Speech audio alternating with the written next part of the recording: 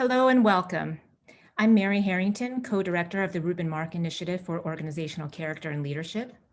Along with our Mark Initiative teams at the Law School and the Business School, I'm delighted to welcome you today to our CEO and GC Conversation Series with Nestle.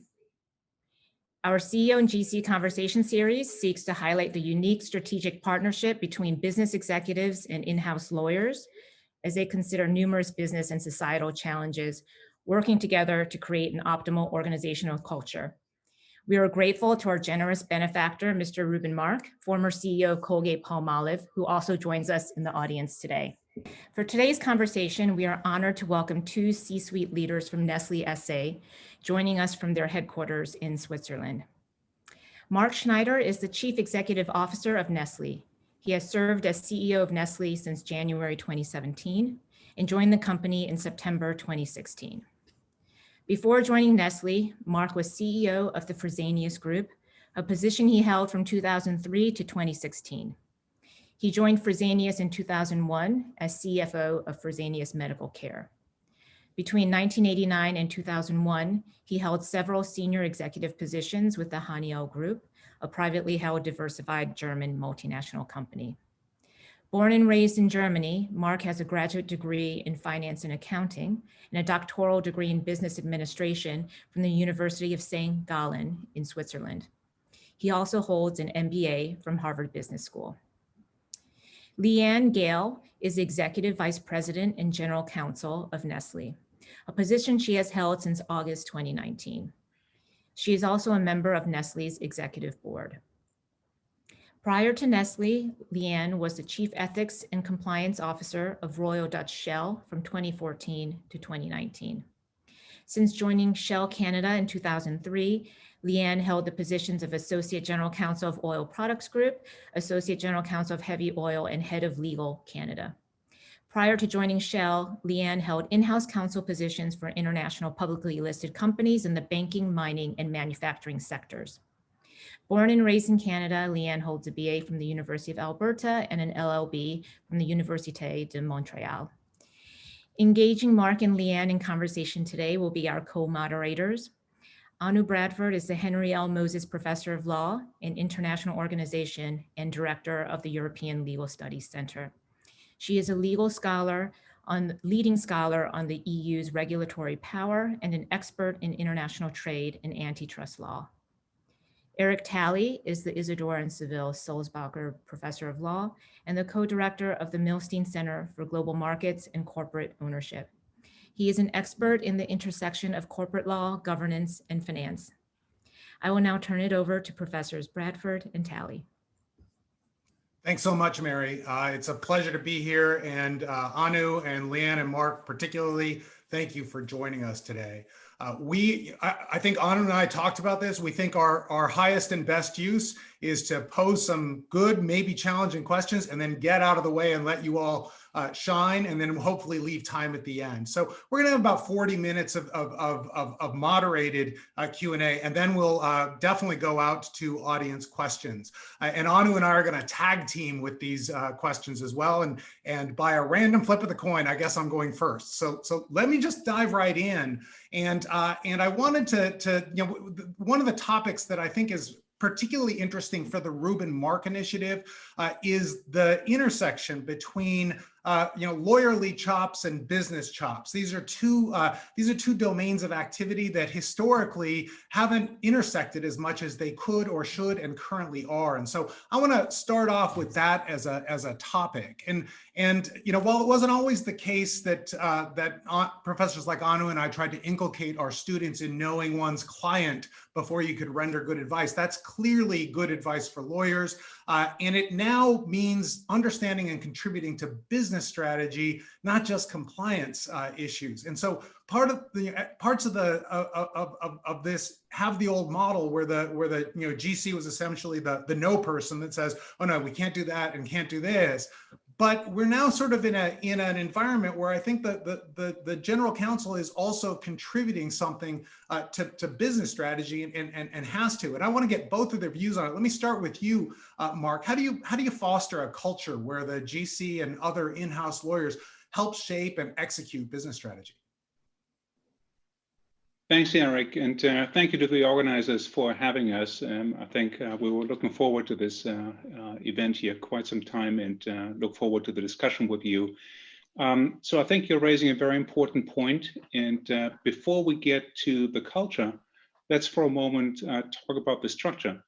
Because I think in an environment where you want the GC to contribute to some of the strategies going forward, you have to be sure that that person has a seat at the table when it comes to senior executive committee meetings. This didn't used to be the case at Nestle. So it used to be a function that reports to the chief financial officer. And so we've made that change with Leanne's arrival. And I think that really gives her the opportunity to experience firsthand what we're debating about and then contribute to it. Beyond the executive committee, which is the most senior leadership council in the operational side we have, Leanne is also present in a number of operating committees and groups. And here again, she's fully exposed then to the issues we're facing. In terms of the culture, you're absolutely right. You were literally taking the words out of my mouth. What you don't want is the doctor no. You want someone who, if needed, has the moral fiber to say no. I think it takes that for the job. But then right away, the next sentence would need to be, how can I help you?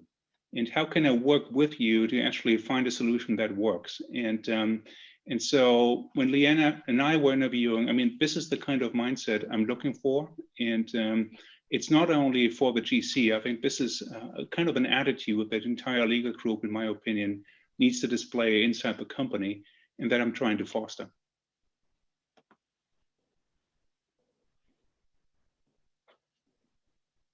You're muted, Eric.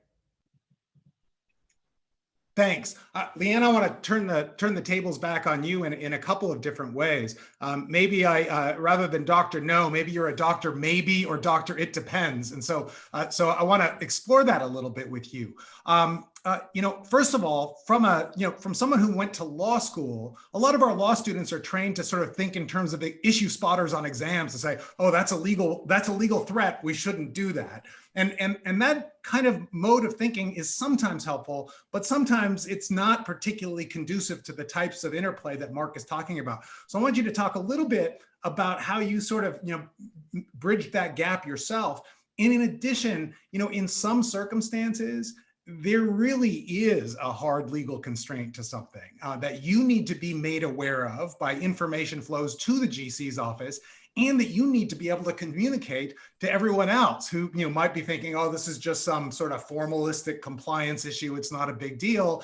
To be able to message that, no, this one really, really matters. We can't step out of bounds on this. So can you give me a sense from your perspective, how you got up to speed on this sort of cultural exchange and set up your own communication lines in the GC's office?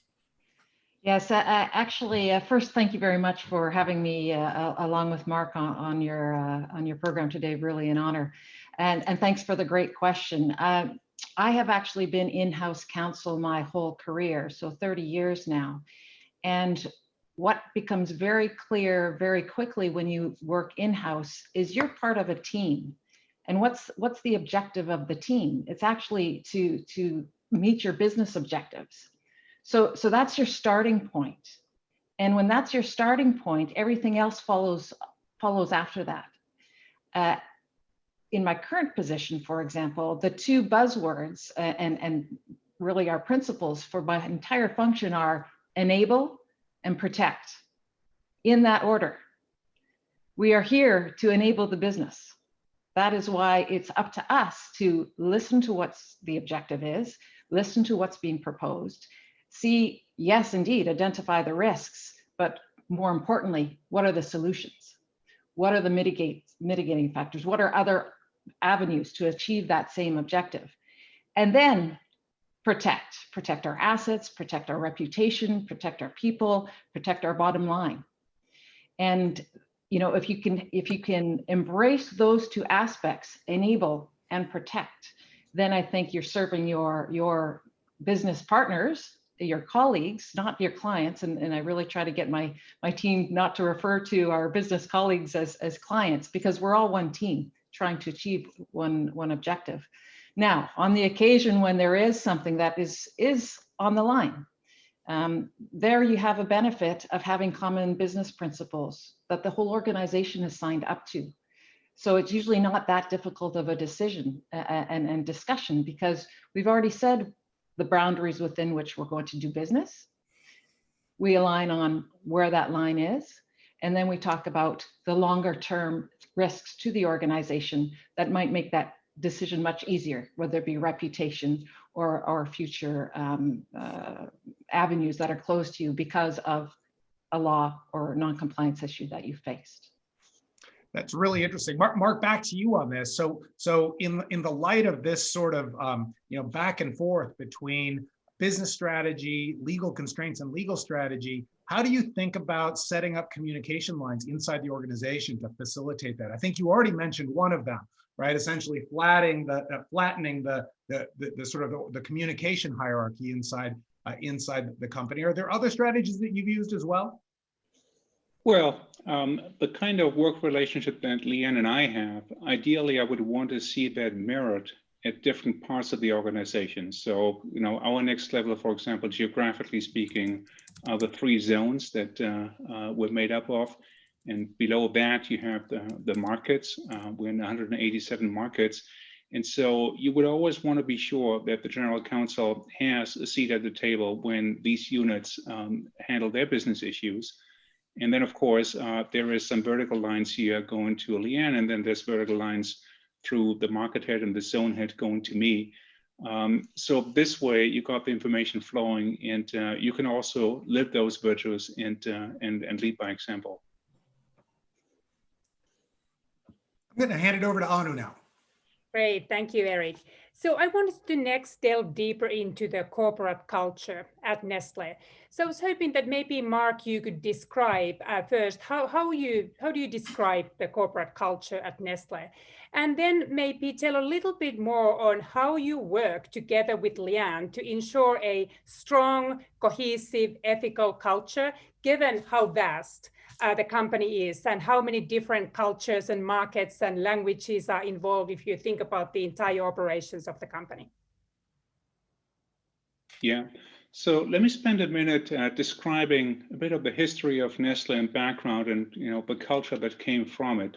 So this is a company that's 155 years old this year 2021, and it's been one of the earliest multinationals, and as I mentioned, present today in 187 markets, and present there in an industry that by its very nature is quite local, and that's food and beverage.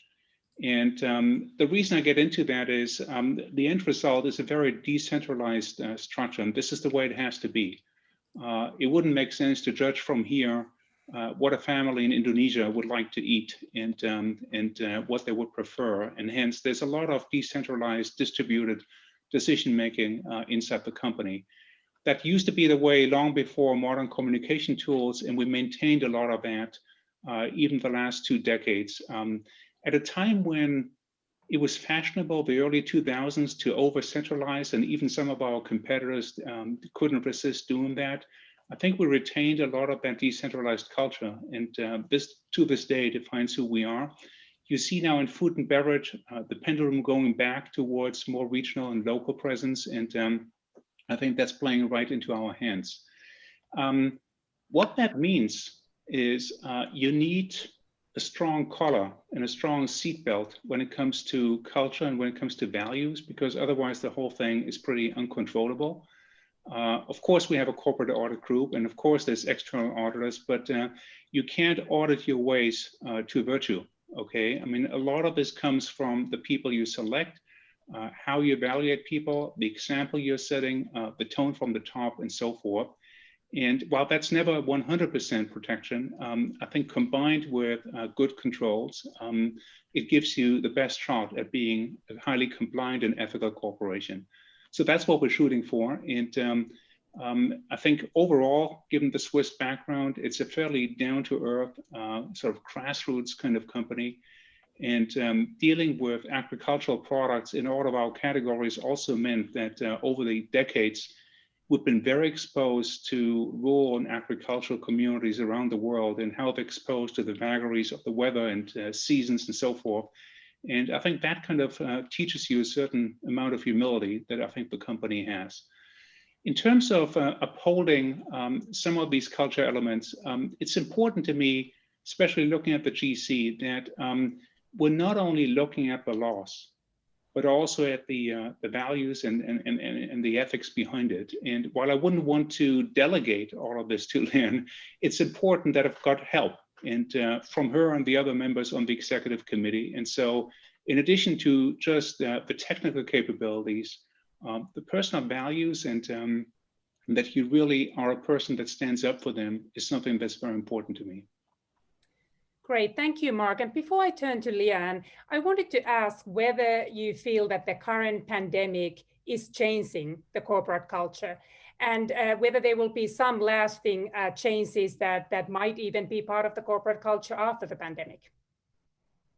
That's a really important question. And I think it applies, of course, to Nestle, but it also applies to any other large corporation around the world. And obviously, last spring, within a matter of weeks, we've been able to switch to a virtual lifestyle. You've all done that, and we've done this inside our company. But of course, that comes at a price. You don't see each other anymore, vastly reduced number of physical meetings. And we've been using up some of the cultural cohesion that we have patiently built over the years. It's been built up with lots of travel, lots of meetings, lots of exchanges. And obviously, you can draw down on that account for a year. You can probably do it for 2 years, but you have to be aware that you are paying a price for this, and it can't go on like this indefinitely. To drive home the point, imagine you were a colleague that has joined us 5 years ago, and compare that to a person who would have joined at the beginning of last year, and think through how the onboarding of that person would have been like. We did hire last year, and hence, there were people joining us. And I think if you polled them today for all the good efforts, for everything we're doing to kind of rope them in, they are probably not as well integrated as some of the people that would have joined us in earlier years. And what you would want to avoid, especially for a company like Nestle, where people have fairly long tenure and almost a family feeling, you would want to avoid that the relationship becomes too transactional. Like, I do my job, I get a paycheck. This is not the kind of person we're looking for.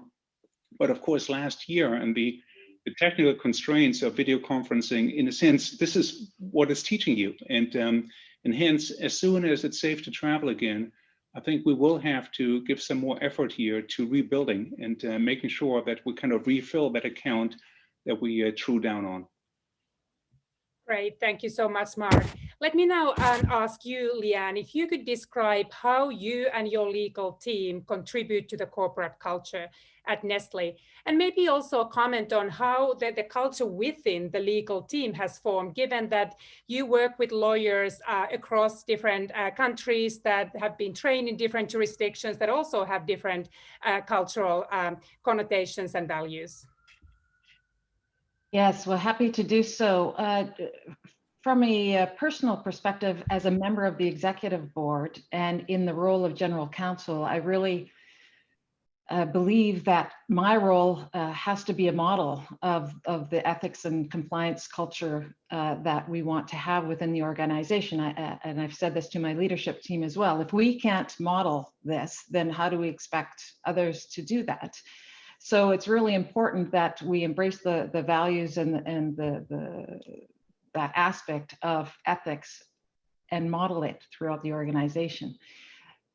So I take every opportunity, legal, non-legal, to talk about values, to talk about what's important in the organization. So I do talk on safety talks, diversity and equity and inclusion, data privacy, what have you, because there's an opportunity to be very visible as a leader and demonstrate what's important to you and the expectations you have in terms of behaviors.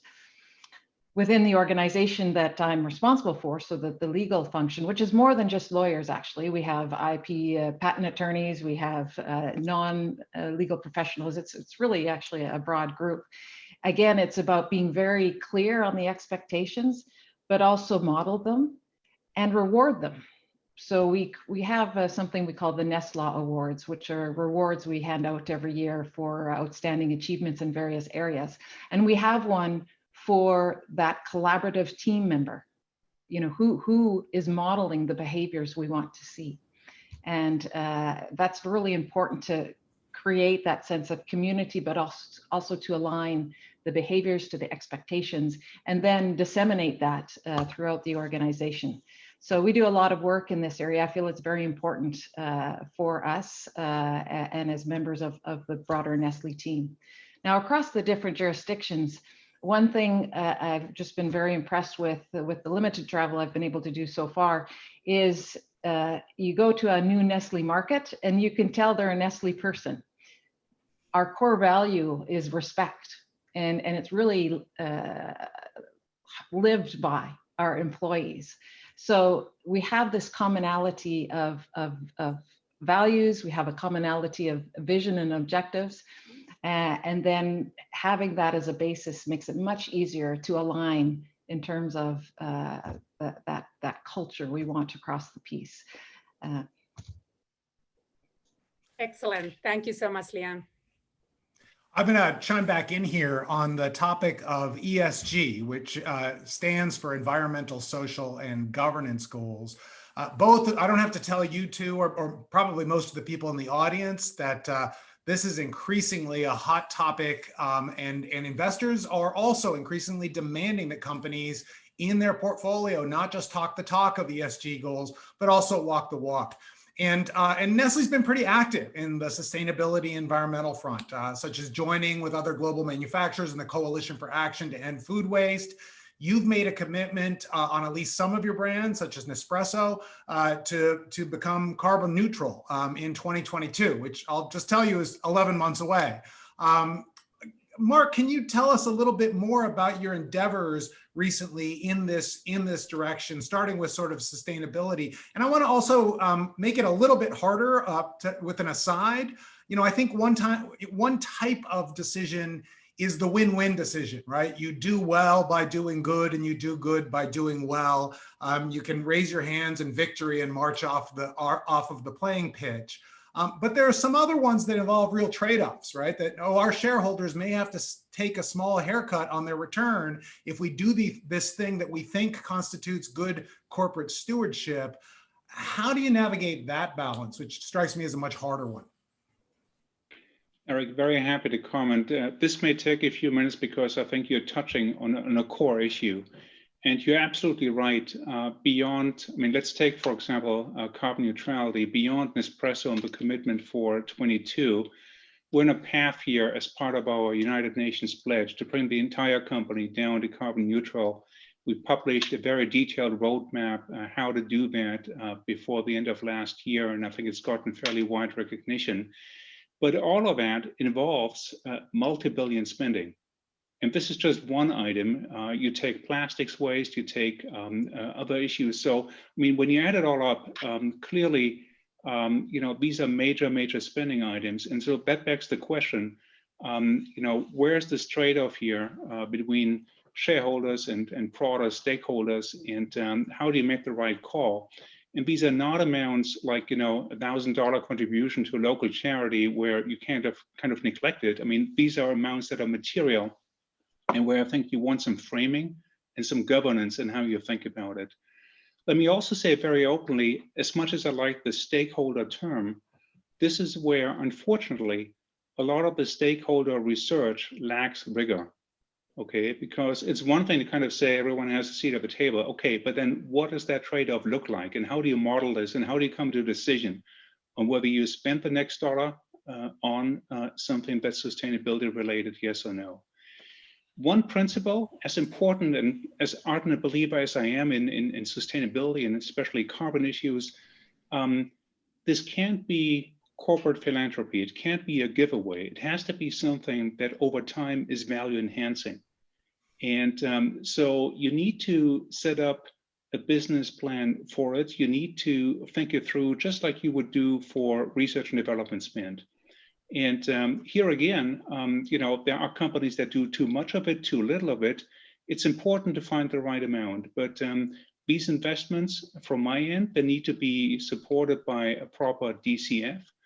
And I think these days, you can make a clear case that when you look at some of the regulatory requirements going up, carbon taxes, for example, consumer willingness to spend more for products that actually meet a higher environmental standard, the hiring of employees, when it comes to global war for talent here and younger generations being so much more interested in sustainability issues, on an all-in basis, you can make a case here that with some decent payback, you actually get a positive result, you create value, and then it's important to sweat these numbers and to do that.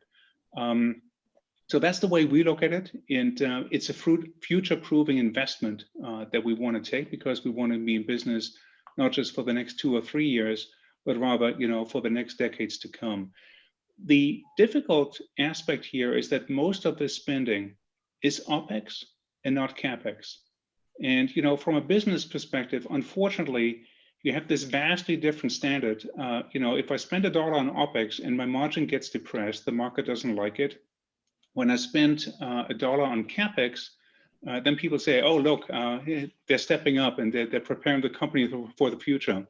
And so no matter whether it's R&D or whether it's this type of sustainability spending, unfortunately, the market seems to have a bit of a too strong a focus on OpEx.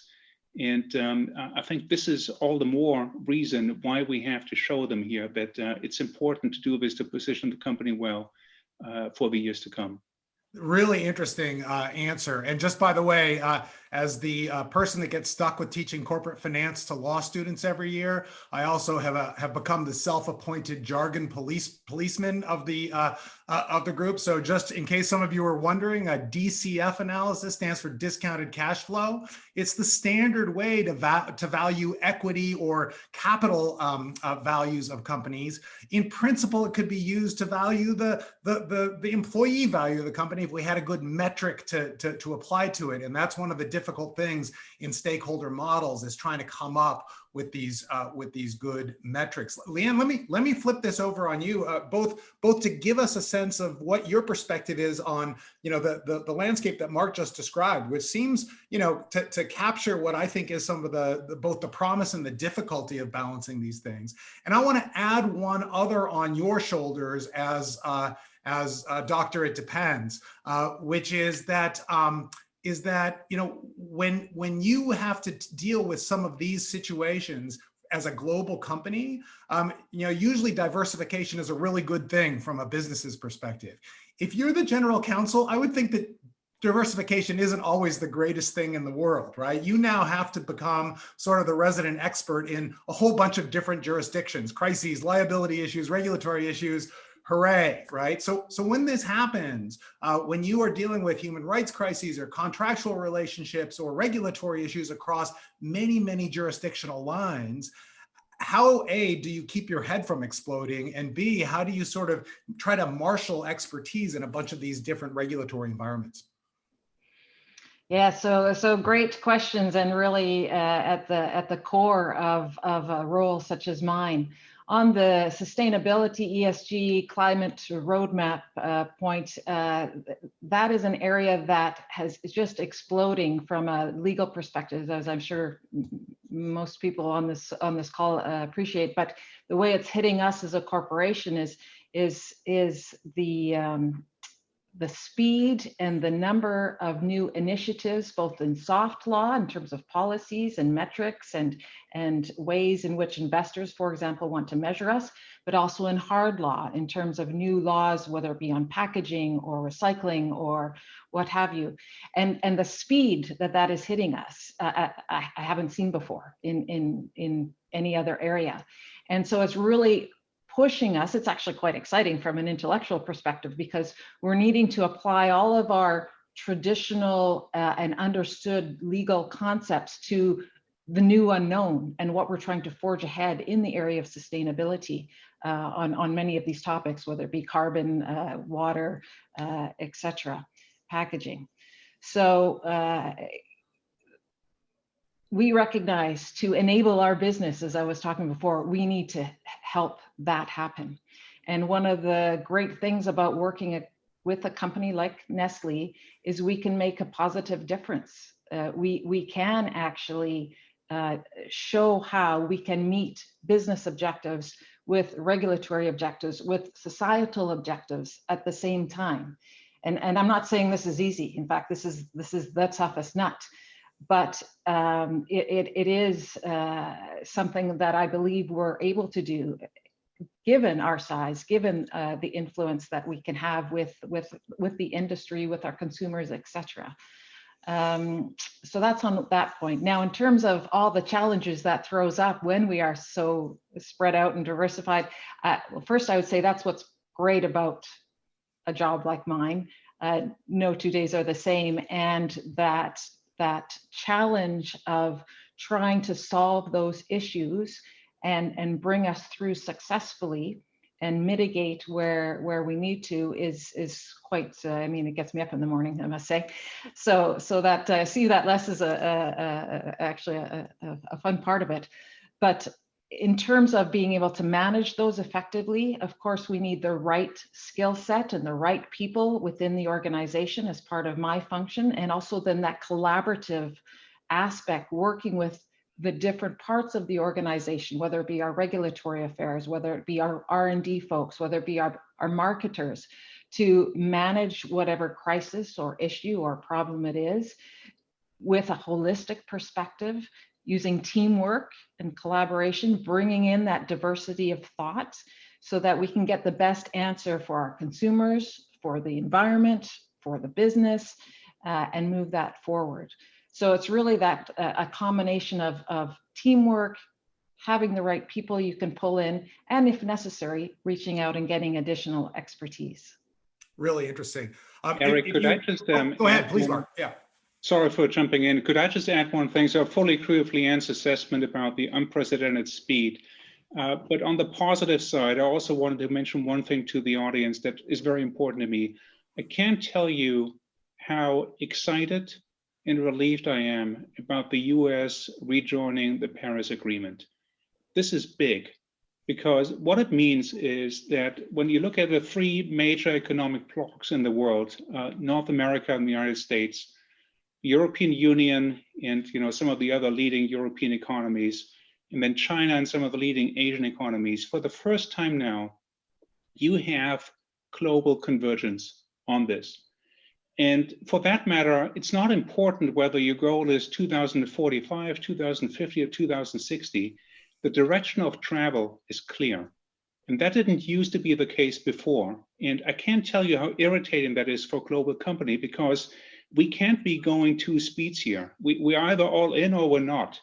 And it was very clear that, if you have entire major blocks sort of opting out of this, it opens the door to all sorts of free riding. Some people do the effort and shoulder the effort and others don't. So to have this convergence now, I think, gives me great hope. I mean, we've been very involved in this all along, but to now see and having the hope here that there will be convergence is a great relief to me. To me as well, I've got a long-standing project on climate risk disclosures that now is going to become real again in the US. In the spirit of some challenging issues in the ESG area, I want to say, just to ask you each a little bit about diversity and inclusion. This is a critical area that a lot of companies are continuing to work very hard on over the last year. Mark, let me start with you and then go over to Leanne. What role does the CEO play in conjunction with the GC in trying to foster a greater sense of diversity and inclusion within the company, particularly for an international company like Nestle? So super important question. And I think just like on so many other things, it's a combination of some of the hard steps you're taking, the structural things, and watching for ratios going up and racial inclusion, gender inclusion, really making sure that you're striving for proper parity and representation, but then also using the kind of soapbox you have to really send the right message from the top on what you want. And especially for an organization as decentralized as ours, you want to be sure you're leaving out no occasion to spread the word and to say what you stand for.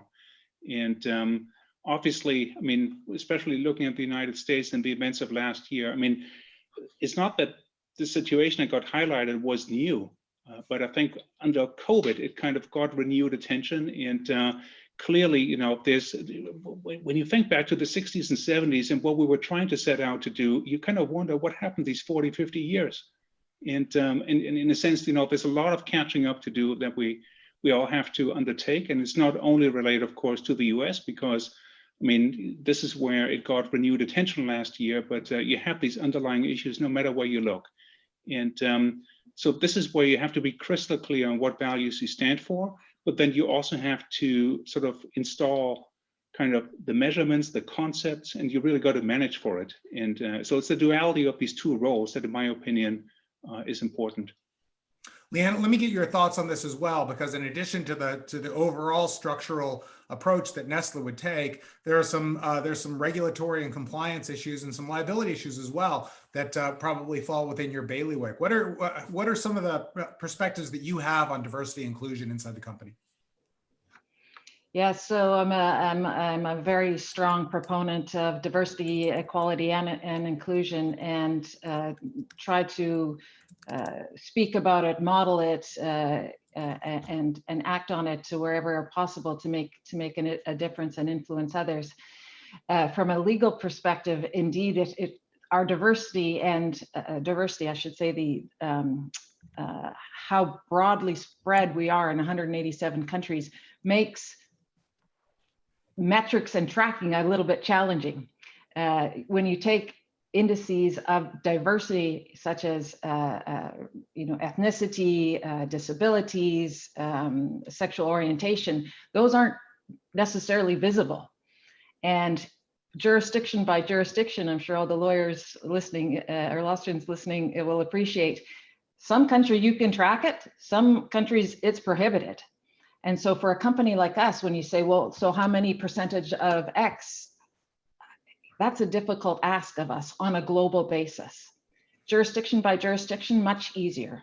And so one of the challenges that my team has had has been trying to find how we can assist with gathering the metrics to enable us to measure progress and report on it while still complying with every single law in every jurisdiction. And each country has their own history too. You know, some of the countries in Europe, of course, had severely impacted during World War II about issues of data privacy. And they are not in favor of sharing any more data than absolutely necessary. Whereas other have mandatory requirements to disclose, like in the US, where you can report on race. So that one's a tough one. And again, trying to find, okay, what's our objective? How can we work through it for the most part? How can we achieve this in other ways through voluntary disclosure or what have you, becomes part of our challenge and trying to achieve that. Great. Let me now, in our last segment of this conversation, before we move to the Q&A, ask you to share a little bit of career advice. So for our students who would want to replicate a version of your careers. So first of all, when we think about the effective partnership between the CEO and the general counsel that we have been discussing, how, if you, Leanne, get us started, how and what kind of business skills you need? How do you develop that business acumen to be an effective partner to CEO? And then maybe, Mark, you can weigh in on whether there is a benefit of having legal training if you're a CEO, or how much of the knowledge of the laws and regulation you need to have in your position. Yeah, so happy to start off.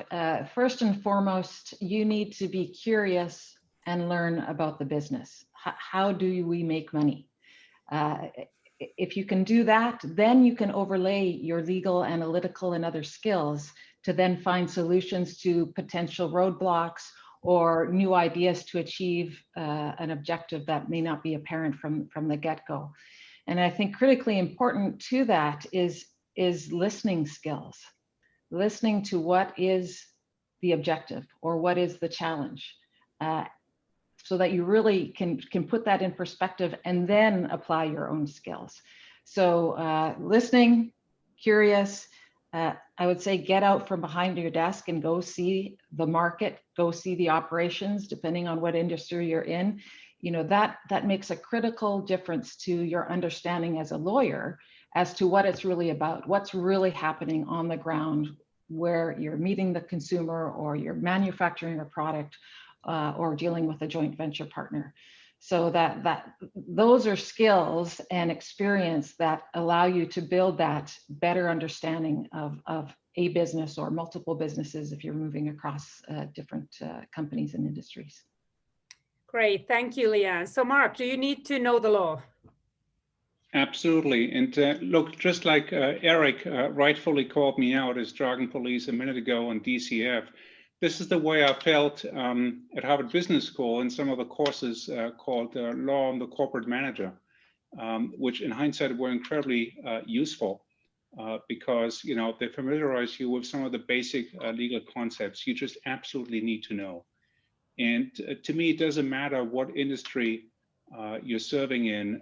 This is a key area where you need to be familiar because, you know, the regulatory density and the legal density is only going to increase. And so whether it's contract law or some of the basics around patent law, some of the international law aspects, I think, you know, basic familiarity, fully understanding that, of course, legal systems are different from country to country, but basic familiarity, I think, is super important. And that, of course, it just keeps you open-minded for the specifics then that you would have to get your arms around case by case. Great, thank you. And I wanted to see if both of you, maybe you can go first, Mark, and then Leanne, could share some just general career advice for our students and looking to make course selections, gather certain personal and professional experiences that will set them to the right path. Is there something specifically, Mark, that you would invite them to consider to be an effective CEO one day? And maybe Leanne, as something that our law students should keep in mind when they are embarking on ambitious, big international careers like yours? Happy to comment. And look, step one would be to reflect truly whether you want to be a CEO, because a lot of people ultimately are very happy with specialist roles, and whether it's finance, law, something else. And do you want to be that true generalist? And so, for example, for a second-year MBA student, the kind of courses you chose is already kind of telling, you know, where your heart truly is. And so going back over choices you already made to kind of see which are the, you know, which are the areas that truly got you fired up and which are the ones you did as a chore because you had to. I think that kind of gives you some good pointers about what you want to do. In terms of out there after the MBA and your first career steps, if you are interested in general management and CEO type of role, I prefer sort of getting a more general management type experience in smaller units, whether that's a small subsidiary of a large company or a small standalone business, over large functional chimneys in a large company. So rather than joining, you know, a specialist role for 10, 20 years, hoping at some point to make it to management, I think running a very small unit early on is so much more educational because it teaches you that unique balancing act between different requirements and functions that I think defines general management. And that doesn't change anymore. So, you know, the numbers get bigger and the responsibilities get larger, but the principle that you're always trying to find that balance, that doesn't change at all. Great, thank you. Leanne. Yeah, so I'm going to talk chiefly about the in-house counsel route as opposed to the private practice firm, because I know the former, of course, much better. You know, typically we look when we're recruiting, and this has been the case in previous companies as well, we're looking for someone that has had a good couple of years, good training as a junior associate in a law firm, and then to bring them over to the in-house environment. Why that is typically the in-house environment is multifaceted, and it's not just one single topic for the most part. So you need to have the basis covered so that you can then manage the demands of an operational role, if you will. But before you make that decision, secondment into a company for a 6-month maternity leave cover, a swap if the firm that you're working for is willing to do that, a summer intern while you're still at law school. I've hosted many of those over the course of my career, and that's another great way to get experience and get the feeling of what it's like to work in-house. The in-house environment, as I mentioned earlier, is a very much team collaborative environment where you see things end to end along with your business colleagues. And if that's the type of environment that you thrive in, that might be, the route you want to take. The other thing, going back to basics and sort of along the lines of what Mark said, is choose something you're passionate about. There are areas in industries, perhaps companies, that you really like the product or you really like the service, and it really triggers your interest and gets you up in the morning. If you can find that and match it with then your legal career, then you've got that ideal combination. And the last thing I would say, particularly for lawyers, is plain language communication skills. That can make or break you in-house. You need to be able to communicate plainly, clearly, and understandably, whatever the issue, as complicated or as simple as it is. And if someone wants more information and more details, they'll come back to you. So of course you've got to do all the work behind it, but coming up with your views, possible solutions, and being very clear about that, that's the key. And I saw there Mark's hand in agreement that I take it that the CEO does appreciate the good communication skills from the part of the lawyers. We have so I take back my DCF term earlier, so didn't live the values. Excellent. So we have some great questions coming in. So maybe I can start with one that is very related to the conversation we just had. So Amali was asking if both of you could share whether there's one thing, for instance, that you would want to highlight that you consider to be a catalyst that really added to your career or led to your success. Mark, do you want to go first? Over the years in business, I've done a lot of M&A transactions, and I think in hindsight, it was very helpful that my very first one, which I oversaw, negotiated end to end, ended as a disappointment. Because, rather than sort of being then a little too arrogant the next time you go at it, it teaches you a certain amount of humility. And so this was 94, 95, and I learned a few painful lessons from that. And I think it taught me a certain amount of caution each and every time when we approach another transaction. And so it's sometimes through the school of hard knocks that you learn, and this was one of them. Thank you for sharing that, Mark. Leanne, please. I'm actually going to share two, if I may.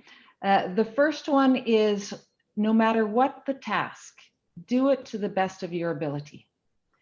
You might think it's beneath you, you might think it's someone else's role.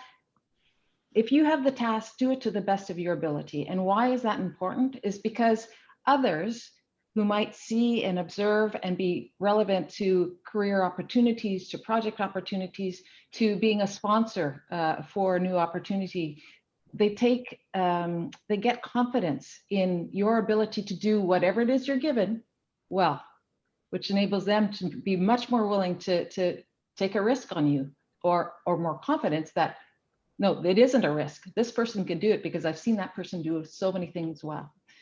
The second one I'd say is proactivity. I had a former boss who used to say, when I hold out something that needs to be done, who takes the ball? Who grabs the opportunity, shows initiative, does things proactively? And that too, I found, has been very helpful. Hey, there's an interesting question in the Q&A room on the particular, basically dealing with a particular audience that we've got here today, the sort of the joint law and business sort of emphasis. And I think the question has essentially two dimensions to it. One is, what is increasingly the case in business school education to focus on, computational and computer technology type approaches. Those are also invading law schools, by the way. And then the other that I think is part of it is, to what extent does combining a JD and an MBA? We've got a lot of students who, maybe in their first year of their MBA or their first year of the JD, possibly thinking about adding on the other degree. We have a 3-year program here at Columbia, so you can get it, kind of done in 3 admittedly quite agonizing years. Is this the type of thing that you think was a good idea? I'm going to guess there's an "it depends" answer to this, but I'd be interested in your thoughts on that. Mark, and then Leanne. Yeah, look, again, piece of personal history. I think law was my close second when it comes to, choosing education. So it was an area I was quite interested in. Ultimately decided in favor of business, but as I explained with this coursework, I think I've always been quite open-minded to it and interested in it, and it's been helpful because at the end of the day, our business activities are governed by so many laws. Whether I'd go for a joint degree, I've been toying with this idea a little bit at Harvard because they also have this MBA JD kind of combined program. It's a very personal decision, and what I would watch is also age and getting out there into real life, and maybe seeing how some of the parts that you're missing. So either the business part when you're a JD or the JD part when you're MBA, how you can pick it up elsewhere without losing all that time. Because I don't know about today, but at the time, the combined program was quite long. And in hindsight, the minute I was done with my education and was out there in real life, somehow, this is when some of the learning really got interesting. And so the book of life shouldn't be underestimated. Leanne, let me pitch this over to you, because I spend a lot of my time with law students teaching them, sort of 5 fundamental concepts from finance and accounting, and about 8,000 pieces of jargon from finance and accounting. From your perspective, if you were talking to, to yourself 20 years ago, would an MBA help? Would it, in what ways and what domains might it help? Well, I'd toyed about doing an MBA at different points of my career as well, but at the end of the day, what I found, and in discussing with those around me at the time, is that I was getting sort of the real life MBA in the roles I had. And that, I could take time out to do it. This was after law school. By the time I'd finished law school, I'd had enough of school for a while. And so at the end of the day, I didn't take one, because I felt, and I think it's true, that I got the equivalent through experience over time. Now, is some financial training helpful? Absolutely. Did I take financial accounting for non-financial executives? Yep, and very useful. So if you're not going to do that, then you need to find other ways to make sure you're keeping up to speed. And of course, if you do that, then you will have the benefit of that training going forward. The other piece, just going back on the earlier question, I would mention is e-commerce and digital business models are booming. The pandemic has accelerated that by 4 or 5, maybe more years. And legal skills in that area need to keep up. You need to be on top of your competencies when it comes to being able to work in the digital world if you want to, I think, succeed in the future. And we're spending an awful lot of time right now with our own in-house counsel community in upskilling them on everything having to do with e-commerce and digital business models. So if you're toying or very interested in that area, I think that's also a very beneficial area to exploit. So let me build on that conversation. So one question is, do our students try to become generalist or specialist? And there was a question to Leanne from a law student looking into this question, that often you start your career then learning a certain area of law and you go deeper and deeper. But then in your role, you are a generalist. How do you make that pivot? Yeah, that's a great question, and I think it goes back to what are you passionate about? you know, the specialists I know that are in-house are passionate about that subject, whether it be, you know, patents or antitrust law or data privacy. And there are others, or M&A specialists in-house, and others love the variety, and they seek to build a certain level of skill in multiple areas of law. And so it's really what do you have passion about? I've also seen many people who go the specialist route and then branch out. So they get a good solid basis in, say, competition law, and then after 15 years of experience, they say, nope, I want to do more. And so that is possible too. That there's no, you're not stuck in a rut for the rest of your career when it comes to law. In my experience, if you have the desire, if you have the interest to change tracks from specialist to generalist and generalist to specialist. Now, if you're going to work in-house, the smaller the company, the more generalist you're going to be, because you just have issues hitting you left, right, and center regardless. The bigger the company, such as like ours, then we can afford to have people who are more specialist in different areas. Maybe time for one more question. There's an interesting one on the queue that intersects interestingly also with a lot of the topics that we've been that we've been discussing here, which I guess I would characterize as the canary in the cave question. You know, we're in a landscape now where a lot of companies are trying to do something different. They're being pressured to do something different. They're being encouraged by their investors, by regulators, by the public to do something different. Though that may involve going down a path that a company hasn't traveled before. In fact, no one in the industry has traveled that before. Do you want to be on the leading edge of that or the trailing edge of that, right? Would you rather have one of your big competitors be the canary in the cave, see if they fly back out, out undamaged? Or is this the type of thing where no, Nestle should actually take a leadership role in some of these initiatives? I'll start with Mark, but I want to hear it from both of you. Yeah.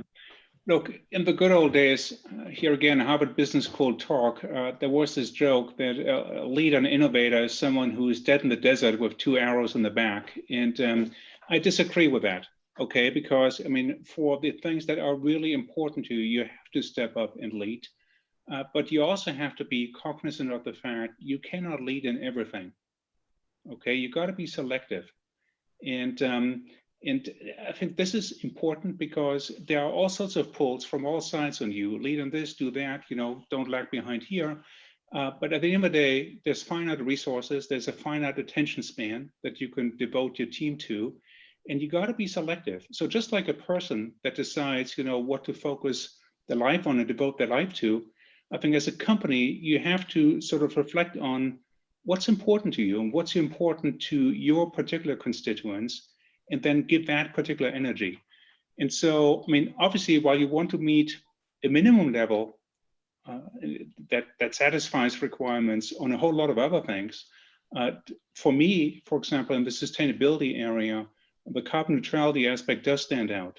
Or when it comes to the nature of our food, the whole health aspect and in upgrading the nutritional profile of our food, that to me does stand out. So, so you have to define sort of 2 or 3 or 5 areas that you can really try to lead in, and where you develop a profile independent of what some of the constituents are asking you for. You sometimes go over and above what they're asking you for. And then on others, it's more like, okay, you want to be sure that, of course, first of all, you're totally compliant. And second, you're meeting sort of an acceptable level of requirements that are asked from you from the outside. But don't try to lead everything. That's just confusion.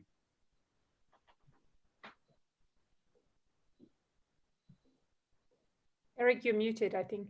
We're almost out of time, Leanne, but do you have another thought to add on here? I thought Mark did a great job and fully endorse everything he said. The other thing I would add is innovation is such an important part of a company's future as well, a company especially like ours. And so if you're not prepared to lead in certain areas, then you will get left behind. We have a proud history of 155 years so far, and we we would like to continue that for at least another 155 years. Great. This has been a wonderful conversation. We are out of time. We still have many good questions in the queue. Thank you for all the students for that engagement as well. So let me, on behalf of Eric and myself, thank profusely for Mark and Leanne taking the time for this conversation with us. And I'm going to hand it over to Mary to close our conversation.